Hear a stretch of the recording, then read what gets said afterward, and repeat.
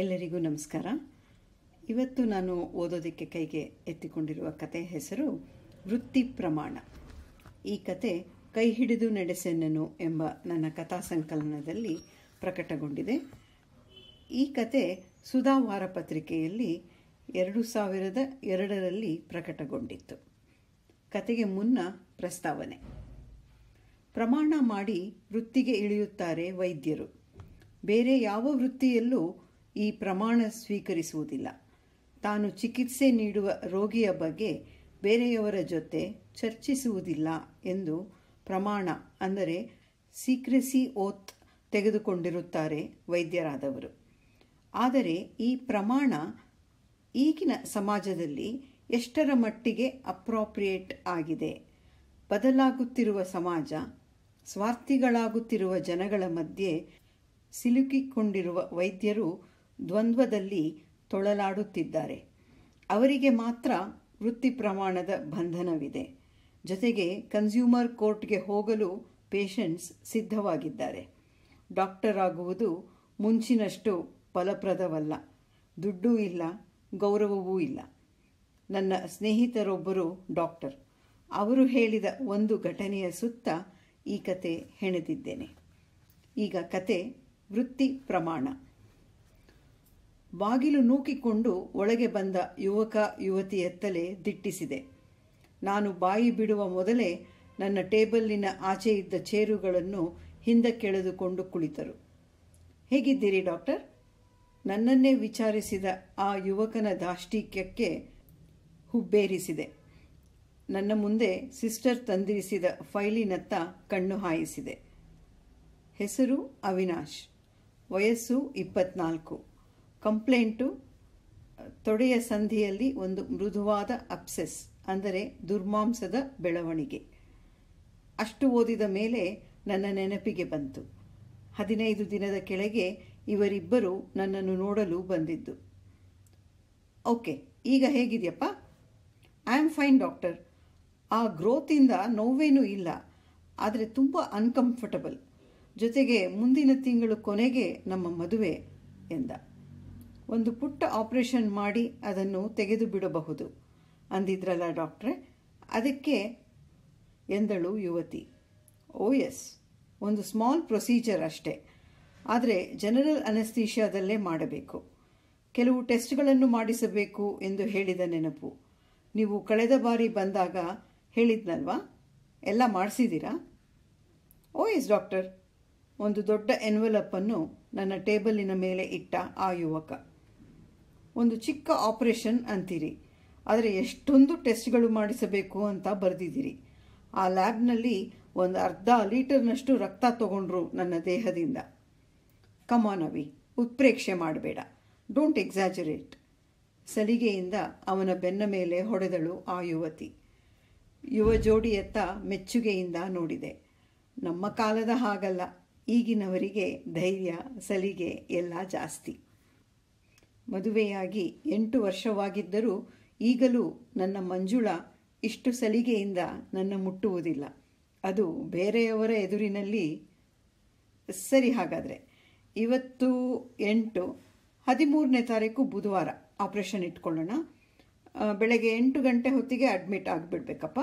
ಖಾಲಿ ಹೊಟ್ಟೆಯಲ್ಲಿ ಬರಬೇಕು. ಸಂಜೆಗೆ ಡಿಸ್ಚಾರ್ಜ್ ಮಾಡಿಬಿಡ್ತೀವಿ.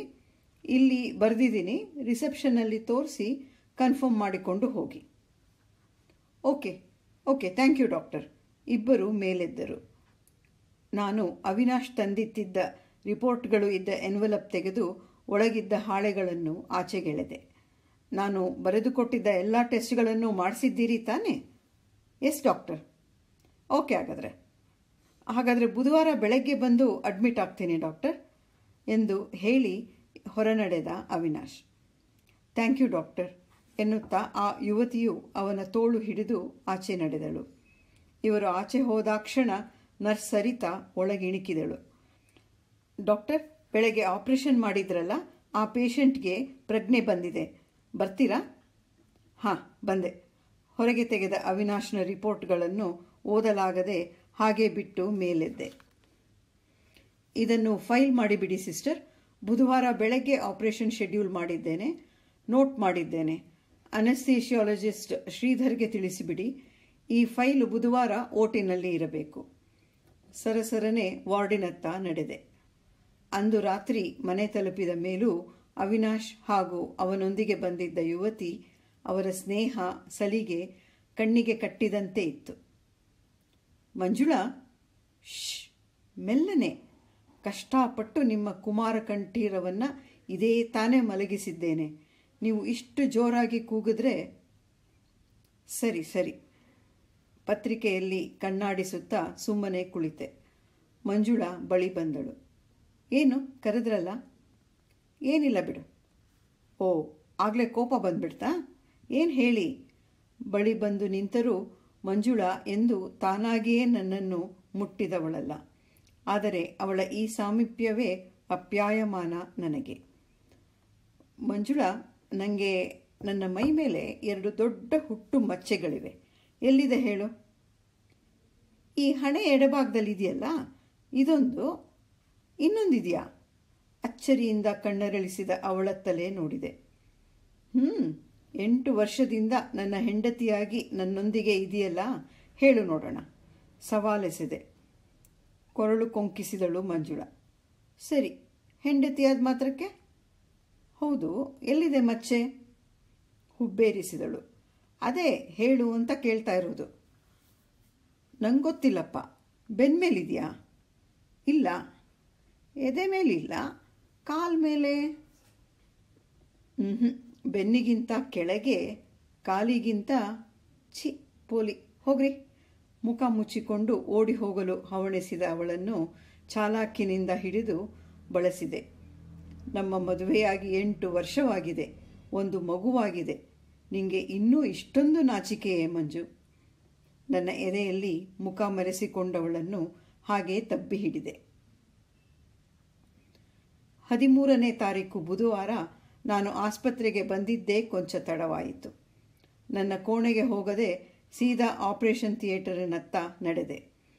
ಅವಿನಾಶನ ಸ್ನೇಹಿತೆ ಹೊರಗೆ ಕುಳಿತಿದ್ದವಳು ನನ್ನ ನೋಡಿದ ತಕ್ಷಣ ಎದ್ದು ಬಳಿ ಬಂದಳು. ನಮಸ್ಕಾರ ಡಾಕ್ಟ್ರೆ. ಅವಿನಾಶನ್ನ ಆಗಲೇ ಒಳಗೆ ಕರೆದುಕೊಂಡು ಹೋದರು. ಇದು ಬಹಳ ಮೈನರ್ ಆಪರೇಷನ್ ಅಲ್ವಾ ಡಾಕ್ಟ್ರೆ? ಹೌದಮ್ಮ, ನಥಿಂಗ್ ಟು ವರಿ. ನಿನ್ನ ಹೆಸರೇನು? ಕರುಣಾ. ಅವಿನಾಶನ ಅಪ್ಪ ಅಮ್ಮ ಯಾರೂ ಬಂದಿಲ್ವಾ? ಇಲ್ಲ, ಸುಮ್ಮನೆ ಗಾಬರಿ ಆಗ್ತಾರೆ ಅಂತ ಅವಿನಾಶ್ ಹೇಳಿಲ್ಲ. ಡಾಕ್ಟರ್ ಶ್ರೀಧರ್ ನಿಮ್ಮನ್ನು ಕರೀತಾ ಇದ್ದಾರೆ. ಸಿಸ್ಟರ್ ಆಚೆ ಬಂದು ಹೇಳಿದಾಗ ತಲೆಯಾಡಿಸಿದೆ. ಹಾಂ, ಬಂದೆ. ಡಾಕ್ಟರ್ ಶ್ರೀಧರ್ ಅನೆಸ್ಥಿಷಿಯಾಲಜಿಸ್ಟ್. ಏನೂ ಯೋಚನೆ ಇಲ್ಲ. ಸಂಜೆಗೆ ಮನೆಗೆ ಹೋಗ್ಬೋದು. ಕರುಣಾಳ ಭುಜ ತಟ್ಟಿ ಆಶ್ವಾಸನೆ ಇತ್ತು ಒಳನಡೆದೆ. ಒಳಗೆ ಹೋಗುವ ವೇಳೆಗೆ ಡಾಕ್ಟರ್ ಶ್ರೀಧರ್ ಅವಿನಾಶನಿಗೆ ಮೇಲೇಳಲು ಹೇಳುತ್ತಲಿದ್ದರು. ಮೊದಲೇ ಕೋಪಿಷ್ಟ ಅವನು. ಈಗ ಹುಬ್ಬುಗಂಟಿಕ್ಕಿ ಮುಖ ಕೆಂಪಗೆ ಮಾಡಿಕೊಂಡು ನೋಡುವವರು ಹೆದರಿಕೊಳ್ಳುವಂತೆ ಕಾಣುತ್ತಲಿದ್ದ. ಬಳಿ ಹೋದ ತಕ್ಷಣ ನನ್ನತ್ತ ತಿರುಗಿದ ಶ್ರೀಧರ್. ನೀನು ರಿಪೋರ್ಟ್ ನೋಡಲಿಲ್ವೇ ಅಮರ್? HIV ಟೆಸ್ಟ್ ಮಾಡಿಸೇ ಇಲ್ಲ? ಹೌದಾ? ಎಲ್ಲ ಮಾಡಿಸಿದ್ದೀನಿ ಅನ್ನಲ್ಲಪ್ಪ. ಅವತ್ತು ರಿಪೋರ್ಟ್ಸ್ ಕೈಗೆ ತಗೊಂಡೆ. ಅಷ್ಟರೊಳಗೆ ಇನ್ನೇನೋ ಕೆಲಸ ಬಿದ್ದು ಪೂರಾ ನೋಡಲಿಲ್ಲ. ಬರೆದು ಕೊಟ್ಟಿದ್ನಲ್ಲ, ಯಾಕ್ರಿ ಮಾಡಿಸ್ಲಿಲ್ಲ? ಅದು ತುಂಬ ಎಕ್ಸ್ಪೆನ್ಸಿವ್. ಈ ತರಹ ರೀಸನ್ಸ್ ಎಲ್ಲ ಒಪ್ಪಿಕೊಳ್ಳಲು ಆಗೋದಿಲ್ಲ. HIV ಪಾಸಿಟಿವ್ ಇದ್ದರೆ ಈ ತರಹ ಮೈನರ್ ಆಪರೇಷನ್ ಎಲ್ಲ ಅವಾಯ್ಡ್ ಮಾಡಬಹುದು. ಅದು ಹೇಗೆ ಡಾಕ್ಟ್ರೆ? ಪೇಷಂಟ್ನ ಡಿಸ್ಕ್ರಿಮಿನೇಟ್ ಮಾಡಿದ ಹಾಗೆ ಆಗೋಲ್ವಾ? ಎಲ್ಲರನ್ನೂ ಒಂದೇ ತರಹ ಟ್ರೀಟ್ ಮಾಡಬೇಕಲ್ವಾ? ಮಲಗೆ ಉದ್ದಟತನದಿಂದ ಮಾತನಾಡಿದವನತ್ತ ಅಚ್ಚರಿಯಿಂದ ನೋಡಿದೆ. Get down I say. ನಮಗೆ ಹೇಗೆ ಟ್ರೀಟ್ ಮಾಡಬೇಕು ಅಂತ ಹೇಳ್ಕೊಡ್ತೀಯಾ? ಮಾಡಲ್ಲ ಕಣೋ ನಿಂಗೆ ಆಪ್ರೇಷನ್ನು. ಹೋಗು ಆಚೆ. Get out. ಶ್ರೀಧರ್ ಅವಿನಾಶನನ್ನು ಟೇಬಲಿನಿಂದ ಕೆಳಗೆ ಎಳೆದರು. ಶ್ರೀಧರ್, ಕೋಪ ಮಾಡ್ಕೋಬೇಡ. ನಾನು ಎಕ್ಸ್ಪ್ಲೇನ್ ಮಾಡ್ತೀನಿ. ಇಂಥವರಿಗೆಲ್ಲ ಎಕ್ಸ್ಪ್ಲೇನ್ ಮಾಡಿಕೊಂಡು ನಾವು ನಮ್ಮ ಟೈಮ್ ವೇಸ್ಟ್ ಮಾಡಬೇಕಾಗಿಲ್ಲ. HIV ಪಾಸಿಟಿವ್ ಬಂದಿರಬೇಕು, ಅದಕ್ಕೆ ಮುಚ್ಚಿಡ್ತಾ ಇದ್ದಾನೆ. ಡಾಕ್ಟರ್ ಶ್ರೀಧರ್ ದಾಪುಗಾಲು ಹಾಕುತ್ತಾ ಹೊರ ನಡೆದ. ನಿಜ ಹೇಳು ಅವಿನಾಶ್, ಟೆಸ್ಟ್ ಮಾಡಿಸಿದ್ಯೋ ಇಲ್ವೋ? ಮಾಡಿಸಿದ್ದೀನಿ, ಪಾಸಿಟಿವ್ ಅಂತ ಬಂದಿದೆ. ಆದರೆ ನೀವು ಆಪರೇಷನ್ ಮಾಡಲೇಬೇಕು. ಇಲ್ಲದೇ ಇದ್ದರೆ ಡಿಸ್ಕ್ರಿಮಿನೇಟ್ ಮಾಡಿದಂತೆ ಆಗುತ್ತದೆ. ನಾ ಹೇಳೋದು ಕೇಳು. ನಾವು ಭೇದ ಮಾಡಲೇಬೇಕು. ಏಡ್ಸ್ ಇರೋ ಪೇಷಂಟಿಗೆ ಆಪರೇಷನ್ ಮಾಡುವಾಗ ತುಂಬ ಎಚ್ಚರಿಕೆಗಳನ್ನು ತಗೋಬೇಕಾಗತ್ತೆ. ಸಣ್ಣ ಪುಟ್ಟ ಕಟ್ಗಳಾದರೂ ನನಗೆ ಅಸಿಸ್ಟ್ ಮಾಡುವವರಿಗೆಲ್ಲ ಅದು ಹರಡಬಹುದು. ಜೊತೆಗೆ ನಿಂಗೂ ಏನಾದರೂ ಇನ್ಫೆಕ್ಷನ್ ಆದರೆ ತುಂಬ ಕಷ್ಟ ಆಗತ್ತೆ. ಈಗ ಹೋಗು ನೀನು. ಆಪರೇಷನ್ನು? ತನ್ನ ತಪ್ಪೇನೂ ಇಲ್ಲವೇನೋ ಎಂಬಂತೆ ನಿಂತಿದ್ದ ಅವಿನಾಶನತ್ತ ನೋಡಿದೆ. ಆಪರೇಷನ್ನು ಮಾಡಲ್ಲ. ಅದೇನು ಅಂಥ ಎಮರ್ಜೆನ್ಸಿ ಕೂಡ ಅಲ್ಲ. ರಿಪೋರ್ಟ್ ತಗೊಂಡು ಬಾ, ಮುಂದೆ ತಿರುಗಿ ಶೆಡ್ಯೂಲ್ ಮಾಡೋಣ. ಜೊತೆಗೆ ನೀನು, ನಿನ್ನ ಮದುವೆಯಾಗುವ ಆ ಹುಡುಗಿ ಇಬ್ಬರು ನನ್ನ ರೂಮಿಗೆ ಬನ್ನಿ. ನಾನು ಅವಳೊಂದಿಗೆ ಮಾತನಾಡಬೇಕು. ಅವಳಿಗೆ ಗೊತ್ತಾ ನಿನ್ನ ವಿಚಾರ? ಇಲ್ಲ. ನಿಮ್ಮಿಬ್ಬರ ಮಧ್ಯೆ ಆಗಲೇ ದೈಹಿಕ ಸಂಬಂಧವಿದೆಯೇ? ಇಲ್ಲ. ಗುಡ್. ಹಾಗಾದರೆ ಮದುವೆಯಾಗುವುದು ಬೇಡ.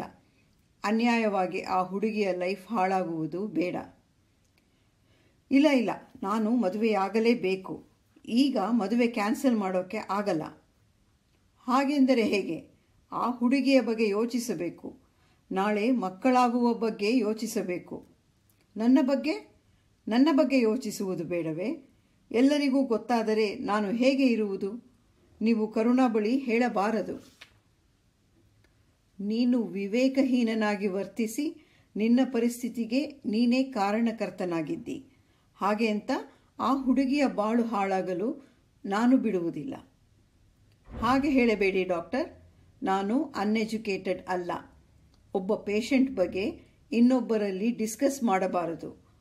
ಯು ಆರ್ ಸ್ವೋನ್ ಬೈ ಸೀಕ್ರೆಸಿ ಅಲ್ವಾ? ಮೊಂಡು ಹುಡುಗನಂತೆ ನಿಂತ ಅವನತ್ತ ಶುಷ್ಕನಗೆ ಬೀರಿದೆ. ತುಂಬ ಬುದ್ಧಿವಂತ ನೀನು.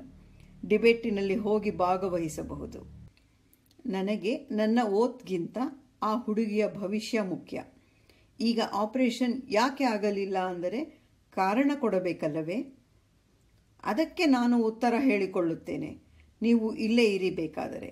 ಅವಳನ್ನು ತಿರುಗಿ ನೋಡಲೇಬೇಡಿ. ಎದ್ದು ನಿಂತಿದ್ದವ ಆಪರೇಷನ್ ಗೌನಿನಲ್ಲೇ ಆಚೆ ಹೊರಟ.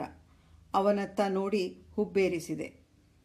ಆ ಸೀಕ್ರೆಸಿ ಓತ್ ಎಲ್ಲ ಈ ಕೆಟ್ಟ ಕಾಯಿಲೆಗಳು ಬರುವುದಕ್ಕೆ ಮೊದಲು ಮಾಡಿಕೊಂಡಿದ್ದ ನಿಯಮಗಳಲ್ಲಿ ಒಂದು. ಆಗ ಮನುಷ್ಯರಲ್ಲಿ ಇನ್ನೂ ಮಾನವೀಯತೆ ಇತ್ತು. ಇತರೆ ಮನುಷ್ಯರ ಬಗ್ಗೆ ಕಾಳಜಿ ಇತ್ತು. ನಿನ್ನ ತರಹ ಸ್ವಾರ್ಥಿಗಳ ಕಾಲವಾಗಿರಲಿಲ್ಲ.